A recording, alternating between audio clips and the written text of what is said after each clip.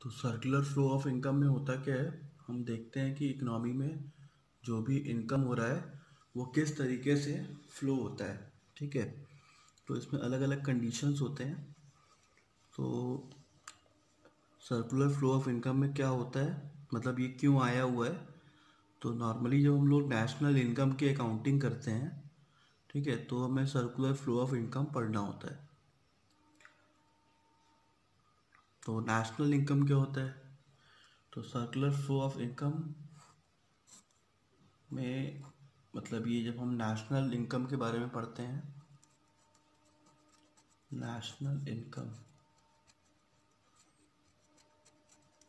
के बारे में पढ़ते हैं तो हमें सर्कुलर फ्लो ऑफ इनकम पढ़ना होता है। ठीक है, तो नेशनल इनकम अकाउंटिंग क्या होता है पहले ये समझेंगे।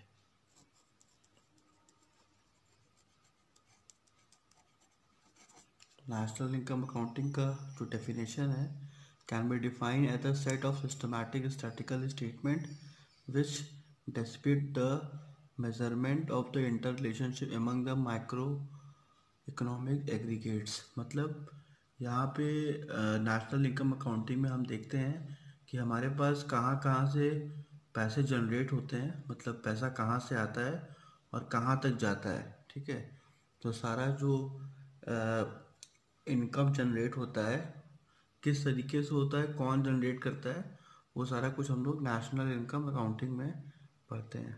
ठीक है, तो नेशनल इनकम अकाउंटिंग का क्या यूज़ है पहले ये समझ लेते हैं, क्यों हमको करना होता है नेशनल इनकम अकाउंटिंग। तो पहला है इंडिकेटर ऑफ इकोनॉमिक परफॉर्मेंस। इसको करने का फ़ायदा क्या होता है, पहला है indicator of the economic performance. इसका मतलब क्या हुआ कि जो नेशनल इनकम अकाउंटिंग होता है वो हमको दिखाता है कि हमारा जो नेशन है वो किस तरीके से परफॉर्म कर रहा है, मतलब वो किस तरीके से, मतलब वो ज़्यादा इनकम कमा रहा है कि कम इनकम कमा रहा है। ठीक है, मतलब कंट्री का इनकम के बारे में यहाँ बात होती है कि जो हमारे लोग रह रहे हैं हमारी कंट्री में उनके इनकम की क्या स्थिति है। ठीक है, तो ये एक तरीके का इंडिकेटर होता है इकोनॉमिक परफॉर्मेंस का। तो इससे पता चल जाता है कि हमारी कंट्री में कमाई की क्या स्थिति है। दूसरा है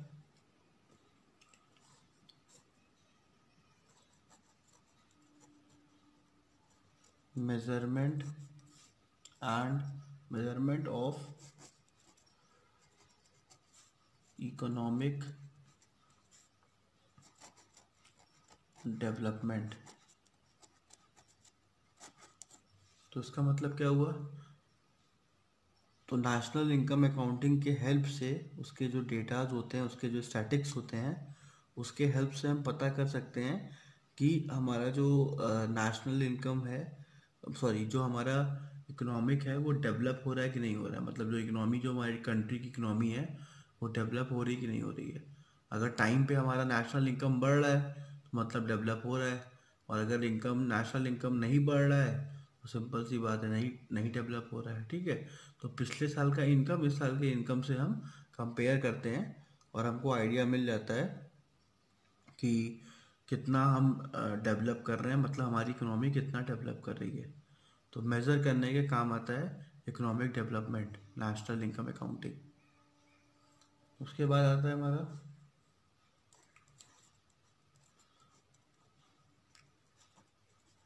डिस्ट्रीब्यूशन ऑफ इनकम। तो नेशनल इनकम अकाउंटिंग के हेल्प से हम अपने इनकम के, मतलब हमारे अपने कंट्री में कितना इनकम कहाँ कहाँ डिस्ट्रीब्यूटेड है, ठीक है, ये भी हम पता लगा सकते हैं। तो कहाँ का डिस्ट्रीब्यूटेड का मतलब कि किस किस सेक्टर में हमारे इनकम मतलब ज़्यादा हो रहे हैं, किस सेक्टर में इनकम कम हो रहे हैं। इस तरीके का डिस्ट्रीब्यूशन हम पता कर सकते हैं नेशनल इनकम अकाउंटिंग से।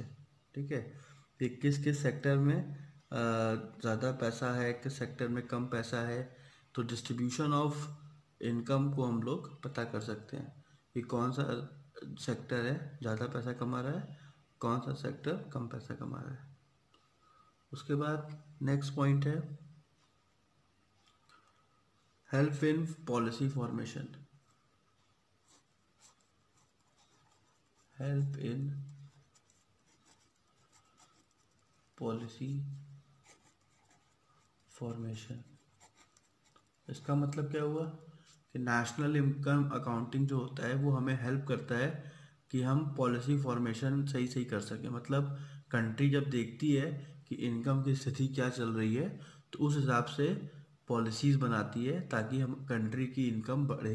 ठीक है, अगर बहुत कम इनकम है तो उस हिसाब से पब्लिक को सपोर्ट करने के लिए अच्छे पॉलिसीज़ बनाए जाते हैं। ठीक है, मतलब एक तरीके से हमें पॉजिटिव रिस्पांस मिलता है, मतलब कि हमें क्या पॉलिसी बनानी चाहिए। ठीक है, अगर हमको पता होता है कि हमारे लोगों की इनकम कैसी है और कौन सा पैसा कहाँ पे जा रहा है तो हमें ईज़िली एक अच्छी इकोनॉमिक पॉलिसी बना सकते हैं।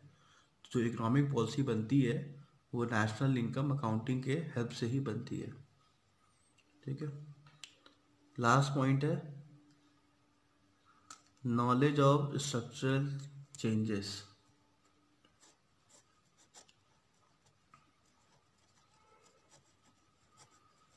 नॉलेज ऑफ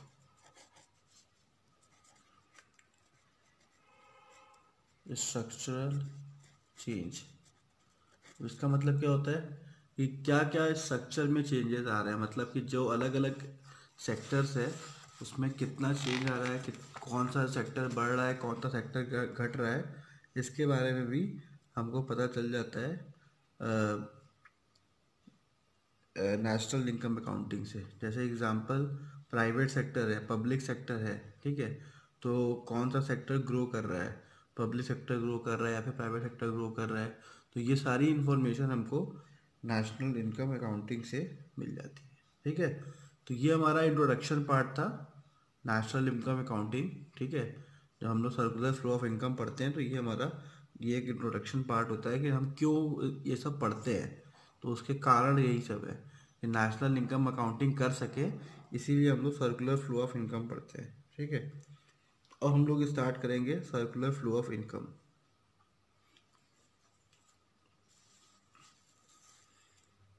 तो पहले पढ़ेंगे कि क्या इसके मतलब प्रिंसिपल्स होते हैं, क्या चीज़ें हमको ध्यान देनी होती है। Principles of circular flow of income, तो क्या प्रिंसिपल होते हैं जो कि हमको मतलब क्या सिद्धांत है जिससे सर्कुलर फ्लो ऑफ इनकम चलता है।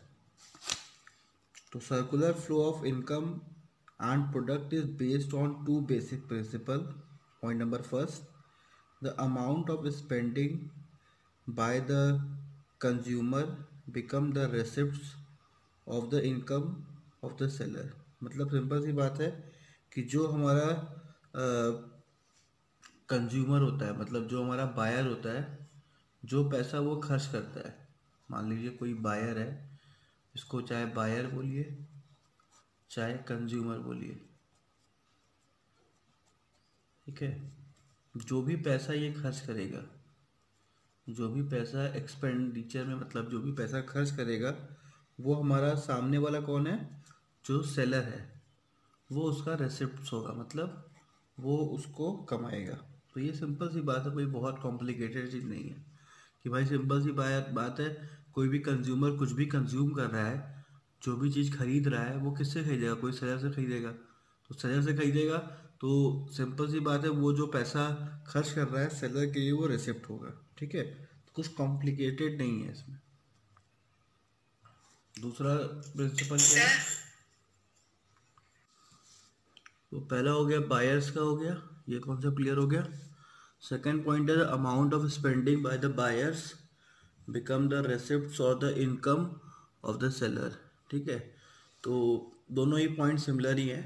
ठीक है, दूसरा क्या है, goods and service flow in one direction from the seller to the buyer, willing money payment for these goods and services move in the opposite direction from the buyer, money payments flow to the circular flow. तो circular flow में होता क्या है, जो भी हमारे goods and services होते हैं वो सेलर के तरफ से जाते हैं. सिंपल सी बात है, सेलर जो हमारा है वो मैन्युफैक्चरर होता है, तो वो गुड्स एंड सर्विसेज को देता है. किसको देता है? कंज्यूमर को देता है. तो किसके बदले में देता है? वो जो ऊपर वो पेमेंट कर रहा है. ठीक है, तो इसको समझने के लिए हम लोग सबसे पहले स्टार्ट करेंगे रियल फ्लो. रियल फ्लो क्या होता है ये देखते हैं.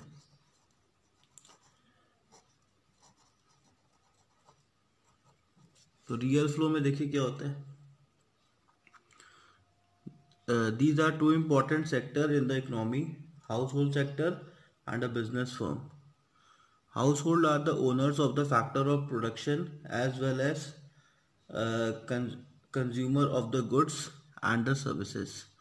Firm are the producers of the goods and services. तो रियल फ्लो में दो सेक्टर्स बताए गए हैं. ठीक है, तो एक होता है हमारा हाउस होल्ड,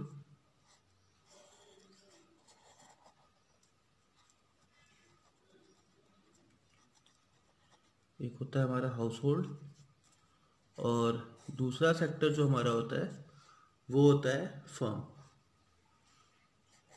तो रियल फ्लो में इनका रिलेशन कैसा होता है कि जो भी हमारे फर्म होते हैं, ठीक है, वो प्रोवाइड करते हैं हाउस होल्ड को goods and services. Sir government नहीं है? नहीं, अभी नहीं. तो रियल फ्लो में क्या होगा, फर्म जो है वो प्रोवाइड करेगा goods and services,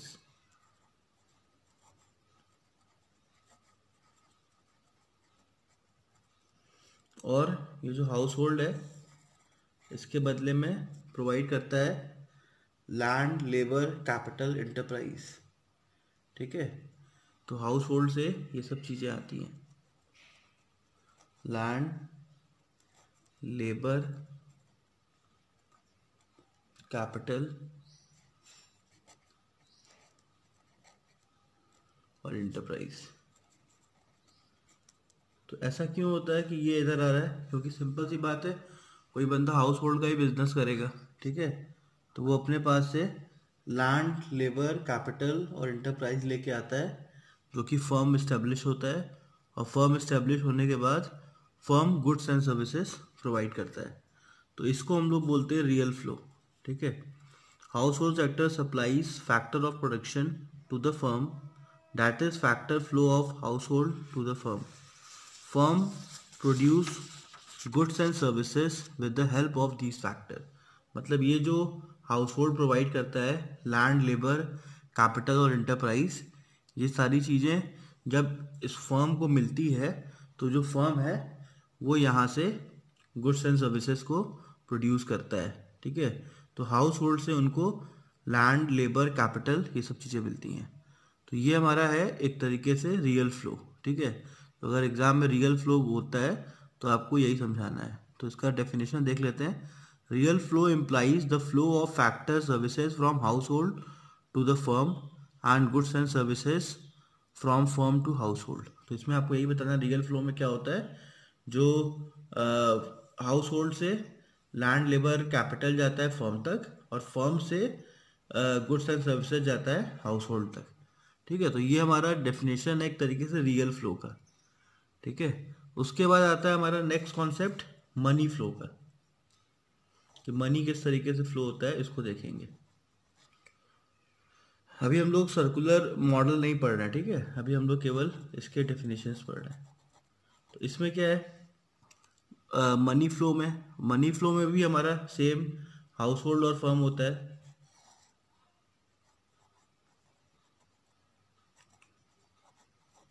house hold और एक साइड फर्म. ठीक है, तो अब यहाँ पे क्या मनी फ्लो किस तरीके से होता है अब उसको देखते हैं. तो हाउस होल्ड जो है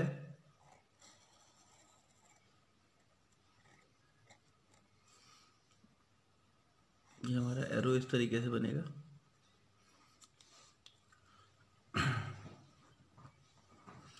तो मनी फ्लो में क्या होता है पहले ये समझ लेते हैं, इसका डेफिनेशन देखते हैं क्या है।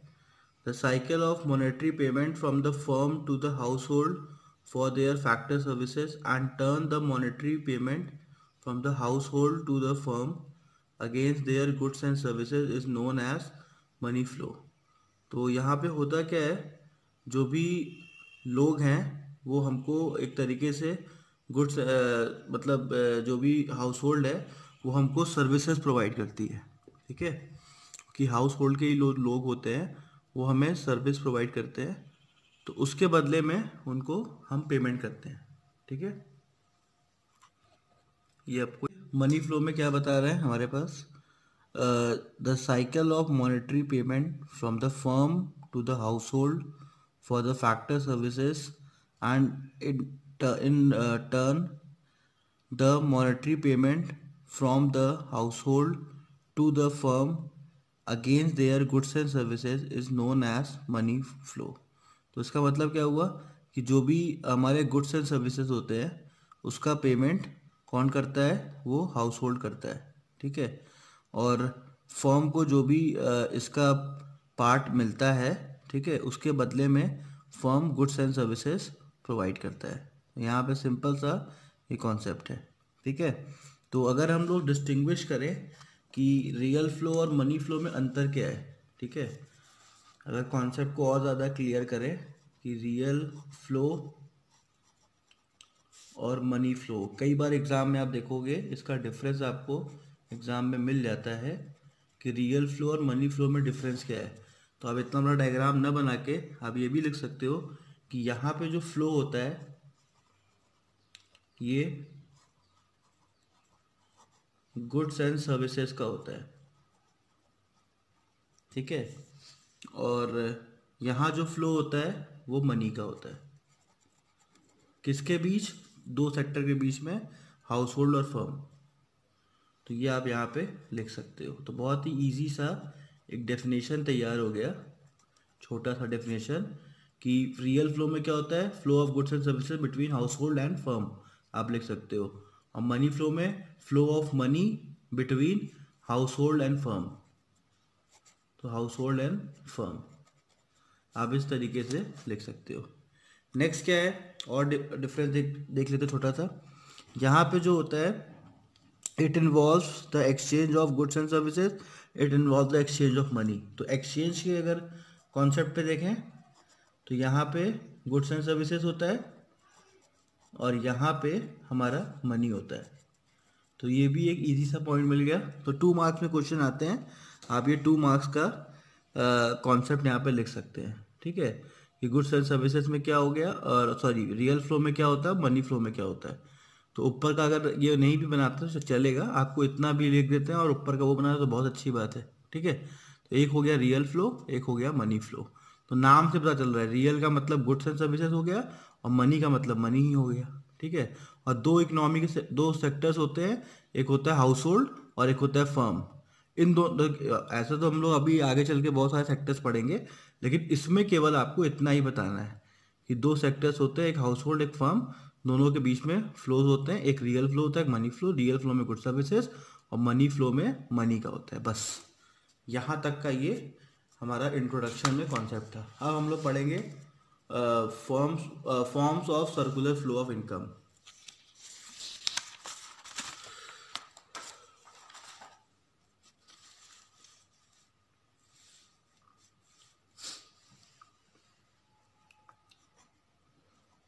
Form of circular flow of income. ठीक है, तो फॉर्म भी बोलते हैं और कई कई मॉडल्स भी लिखा रहता है, models of circular flow of income. ठीक है, तो हम लोग स्टार्ट कर रहे हैं पहला model circular flow of income in two sector economy से। ठीक है, तो टू सेक्टर इकोनॉमी में क्या होता है पहले उसको देख लेते हैं।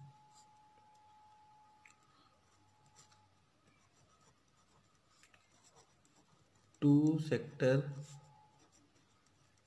इकोनॉमी, तो टू सेक्टर इकोनॉमी में हमारे पास क्या क्या है पहले उसको देखते हैं। तो टू सेक्टर इकोनॉमी में दो चीज़ें होती हैं, एक होता है हाउस होल्ड, एक फर्म।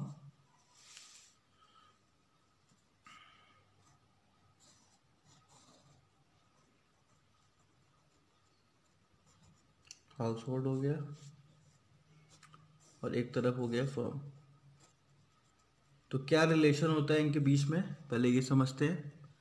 तो हाउस होल्ड के तरफ से जैसा कि हम लोग ने पहले पढ़ा था कि यहाँ से हमको फैक्टर सर्विसेज मिलते हैं, ठीक है। तो फैक्टर सर्विसेज का मतलब क्या होता है पहले ये समझ लेते हैं। हाउस होल्ड से हमको मिलता है फैक्टर सर्विसेज, फैक्टर सर्विसेज। तो फैक्टर सर्विसेज में क्या क्या चीज़ें आती हैं जो कि हम लोग ने अभी पढ़ा था, लैंड, लेबर, कैपिटल और इंटरप्राइज, ठीक है। तो यहाँ पे लिख देते हैं land, labour, capital and enterprise. तो आपको पहले फैक्टर सर्विसेज लिखना होगा, फिर आपको ये लिखना पड़ेगा। फैक्टर सर्विसेज में हाउस होल्ड हमको लैंड, लेबर, कैपिटल, इंटरप्राइज देता है। तो ये बहुत ही कॉमन चीज़ है। देखिए कोई भी बिजनेस इंटरप्राइज ओपन होता है तो कोई भी बंदा जो आता है वो हाउस होल्ड से ही आता है, ठीक है। अब हाउस होल्ड से आएगा तो पहले वो अपना पैसा लगाएगा तब तो बिजनेस स्टैब्लिश होगा। तो सिंपल सी बात है, लैंड, लेबर, कैपिटल, इंटरप्राइज जो भी जनरेट होता है वो हाउस होल्ड से ही होता है, ठीक है। यहाँ पे नया क्या है, इसको फैक्टर सर्विस का नाम दे दिया गया है, बस और कुछ नहीं है, ठीक है। अब इसके बदले में इनको क्या मिलता है भाई, अगर हम ये सब चीज़ यहाँ से हाउस होल्ड से लेके आ रहे हैं तो उसके बदले में भी तो हाउस होल्ड को कुछ ना कुछ देंगे। तो उसके बदले में जो हम हाउस होल्ड को देते हैं, मतलब फर्म देती है,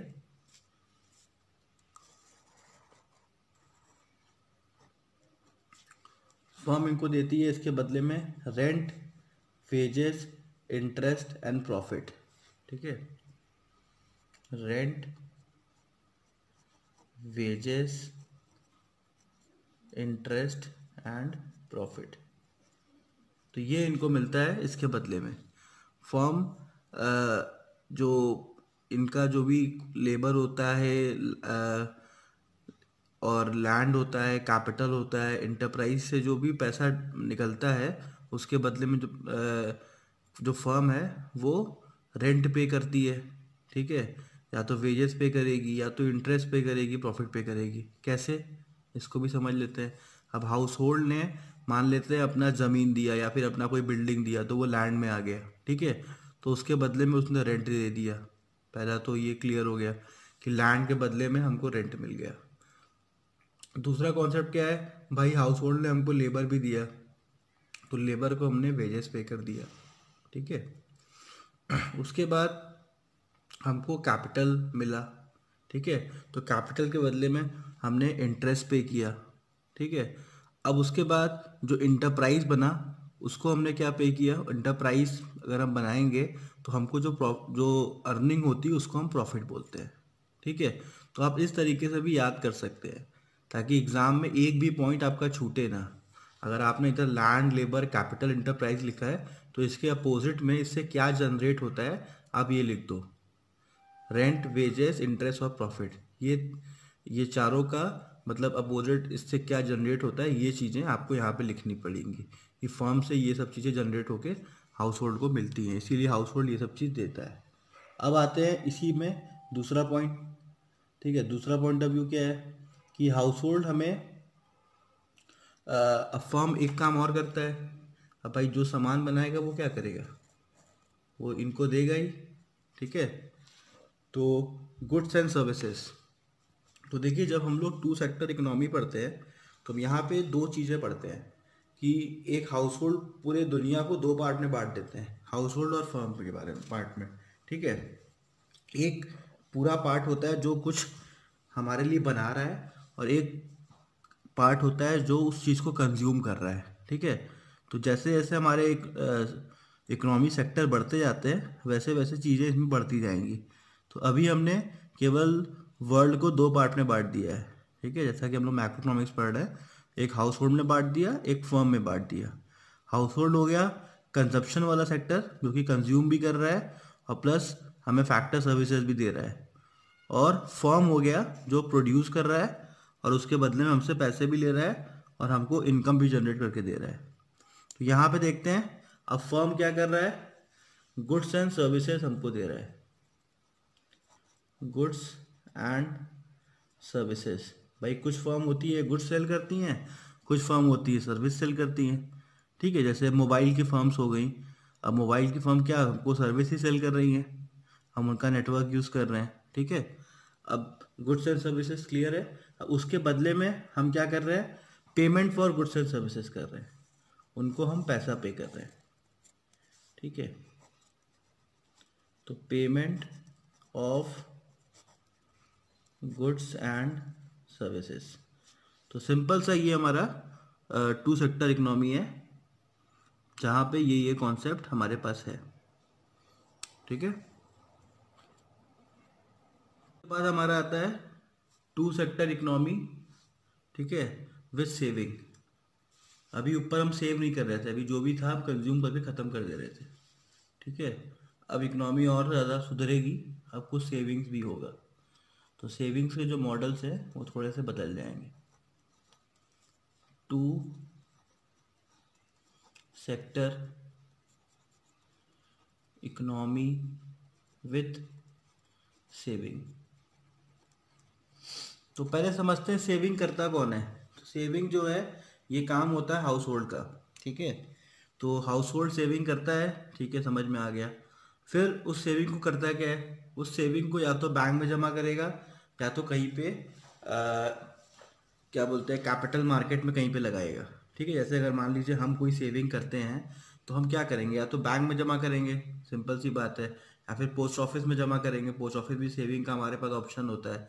दूसरा, या फिर हम कहीं शेयर वेयर में इन्वेस्ट कर देंगे, डिवेंचर खरीद लेंगे। तो ये सब हमारा सेविंग होता है। ठीक है, अब जो लोगों को हम पैसा देते हैं, मतलब जो हम बैंक को पैसा देते हैं, बैंक क्या करता है, क्या होता है? कैपिटल मार्केट का मतलब होता है एक ऐसी जगह जहाँ पे हमारे जो फंड्स होते हैं वो मतलब जहाँ पे शेयर खरीद बिक्री नहीं होता, उससे वो कैपिटल मार्केट कहते हैं। तो वहाँ पे हम अपनी सेविंग करते हैं और जो फर्म्स होती हैं वहाँ से पैसे रेज करती हैं। अब जैसे किसी फर्म को अगर फंड रेज करना है तो फर्म क्या करेगी, वो जाएगी बैंक के पास। ठीक है, तो छोटा मोटा फंड जो होता है वो बैंक रेज करके दे देता है।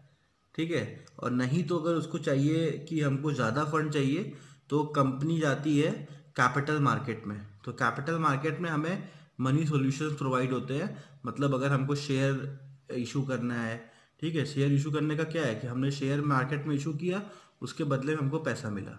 ठीक है, या फिर हमने डिबेंचर इशू किया, उसके बदले में हमको पैसा मिला। तो मतलब जितना इन्वेस्टमेंट है वो हमको कैपिटल मार्केट से मिलता है। ठीक है, फर्म को जो पैसा चाहिए होता है तो वो कैपिटल मार्केट में जाता है। तो इसका जो डायग्राम है कुछ इस तरीके से बनता है। पहला बन गया हमारा हाउस होल्ड।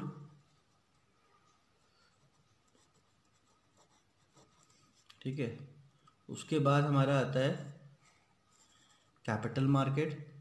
अगर कैपिटल मार्केट का इंडिविजुअल डेफिनेशन देखा जाए तो कैपिटल मार्केट में दो पार्ट होते हैं, एक प्राइमरी होता है, एक सेकेंडरी होता है। ठीक है, प्राइमरी क्या होता है, वहाँ पे जब हम पहली बार शेयर इशू करते हैं तो हम जाते हैं प्राइमरी मार्केट में। फिर उसके बाद जो लोग शेयर खरीद लेते हैं उनको शेयर बेचना होता है तो वो जाते हैं सेकेंडरी मार्केट में। ठीक है, लेकिन वो सब कॉन्सेप्ट यहाँ पे अभी हमको नहीं डिस्कस करना है। यहाँ पे केवल सिंपल सा हमको ये पता करना है कि हमें कैपिटल मार्केट किस तरीके से हेल्प करता है। ठीक है, तो होता क्या है, हाउस होल्ड अपने पैसे को सेव करने के लिए यहाँ पे लगाता है।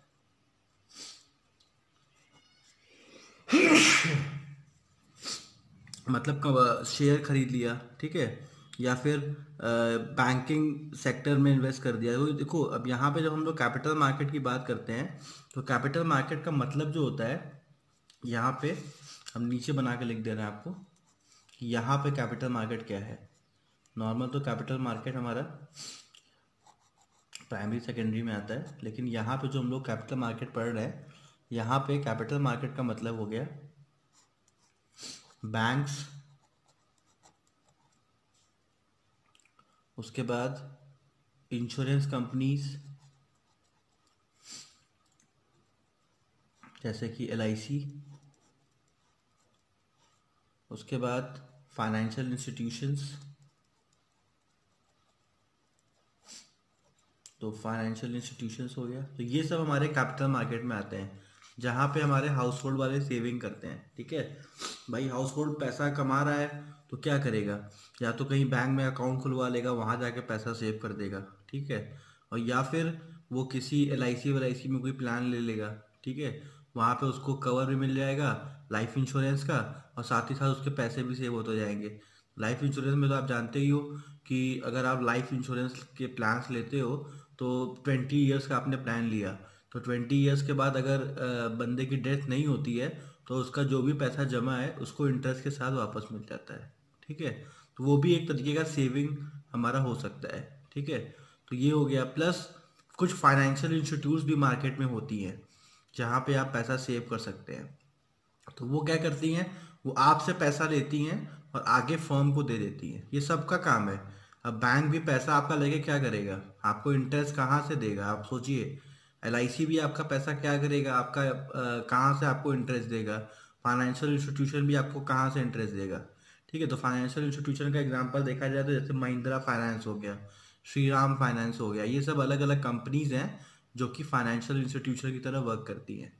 ठीक है, तो ये लोग करती क्या है कि सेविंग्स उठाती हैं हाउस होल्ड से, और उस सेविंग को उठा के फर्म को दे देती हैं। तो फर्म में ये सब इन्वेस्ट कर देती हैं। तो इनका काम क्या होता है, कैपिटल मार्केट का, मतलब ये जो कैपिटल मार्केट यहाँ पे ये है। ठीक है, तो कैपिटल मार्केट का काम क्या होता है, वो फर्म में पैसा इन्वेस्ट करती हैं। तो फर्म में जब इन्वेस्ट करती हैं तो उसके बदले में उनको मिलता है इंटरेस्ट, मतलब जो भी प्रॉफिट हो गया, इंटरेस्ट बोल सकते हैं, जैसा वो इन्वेस्टमेंट हो, जो भी उनको रिटर्न मिलता है वो रिटर्न कुछ अपने पास रखती हैं और कुछ हाउस होल्ड को देती है। इसीलिए हाउस होल्ड बार बार इनके पास सेविंग करता है। ठीक है, तो ये हमारे पास एक नया टू सेक्टर इकोनॉमी में जब हम सेविंग के बारे में पढ़ते हैं, अगर एग्जाम में आपसे पूछता है two sector economy with saving बनाना है, तो ऊपर वाली चीज़ें तो जैसे हैं वैसे रहेंगी, लेकिन आप उसमें एक चीज़ इसमें बढ़ा दोगे, कैपिटल मार्केट। ठीक है, और कैपिटल मार्केट का कॉन्सेप्ट पूछेगा तो इसमें आपको वैसे ही बताना ही पड़ेगा कैपिटल मार्केट यहाँ पे है क्या। तो यहाँ पे बैंक्स हो गए, फाइनेंशियल इंस्टीट्यूशंस हो गए, इंश्योरेंस कंपनीज हो गई, ये सब हमारी कैपिटल मार्केट होती है। ठीक है, तो यहाँ पे हम पैसा सेव करते हैं, और ये जो कैपिटल मार्केट क्या करती है, उस पैसे को इन्वेस्ट करती है फर्म में। ये चीज़ आपको समझाना पड़ेगा। इसके रिटर्न में यहाँ पे पैसे आते हैं। तो इसको देखिए,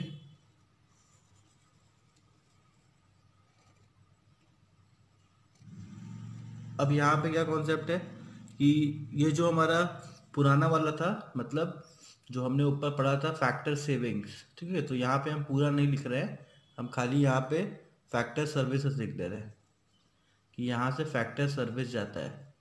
तो फैक्टर सर्विस का मतलब आप ऊपर वाले डायग्राम में पढ़ ही लिए हैं कि फैक्टर सर्विस का मतलब होता है लैंड, लेबर, कैपिटल, ये सब हमारा फैक्टर सर्विस में होता है। ठीक है, और इसके बदले में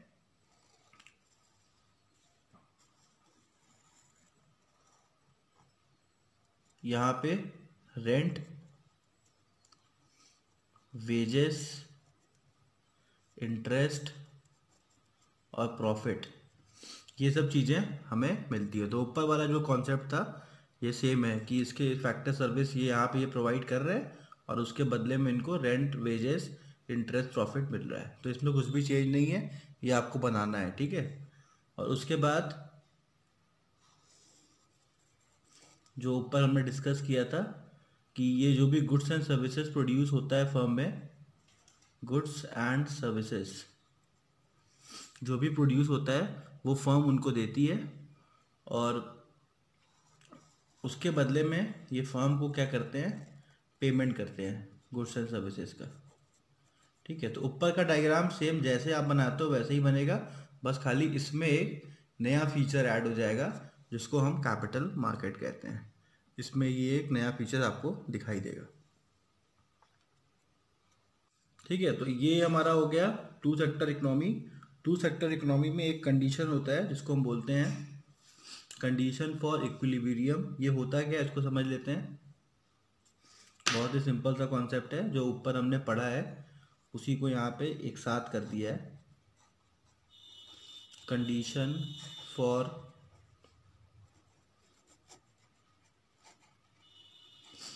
इक्विलिब्रियम। तो कंडीशन फॉर इक्विलिब्रियम में क्या बता रहा है कि S इज इक्वल टू आई। इस डायग्राम में जो दिखाया गया है कि कंडीशन और इक्विलिब्रियम का सिंपल सा एक फॉर्मूला दिया हुआ है, S इज इक्वल टू आई। तो S का मतलब है सेविंग और I का मतलब है इन्वेस्टमेंट। इसका मतलब क्या हुआ, जितना पैसा हम सेव करते हैं उतना ही पैसा हम इन्वेस्ट करते हैं, ठीक है। क्योंकि देखो होता क्या है भाई, यहाँ पे हमने पैसा सेव किया, तो अब इस कैपिटल मार्केट के पास पैसा और कहीं से तो आएगा नहीं, ठीक है। मान लीजिए 1,000 रुपये यहाँ पे पैसा हमने कैपिटल मार्केट को दिया, तो कैपिटल मार्केट 1,000 ही तो आगे ट्रांसफ़र करेगी, ठीक है। तो इसको अब आगे ट्रांसफ़र करेगी, तो इसीलिए हम लोग S is equal to I करते हैं, ठीक है। तो saving is equal to investment. अब यहाँ पे ये मत सोचिएगा कि सर यहाँ पे बैंक है तो बैंक को तो कैश रिजर्व रेशियो भी रखना पड़ेगा, ठीक है, और उसके बाद SLR भी रखना पड़ेगा। तो ये सब यहाँ पे कॉन्सेप्ट नहीं आएगा, ठीक है।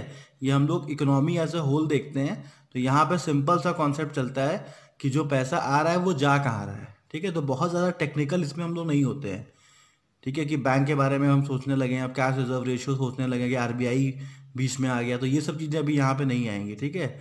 अभी यहाँ पे सब कुछ नॉर्मल चलेगा कि जो भी पैसा सेव हो रहा है वो पैसा हम कैपिटल मार्केट में इन्वेस्ट कर रहे हैं, और कैपिटल मार्केट उस पैसे को उठा के पूरा पूरा फर्म को दे दे रहा है।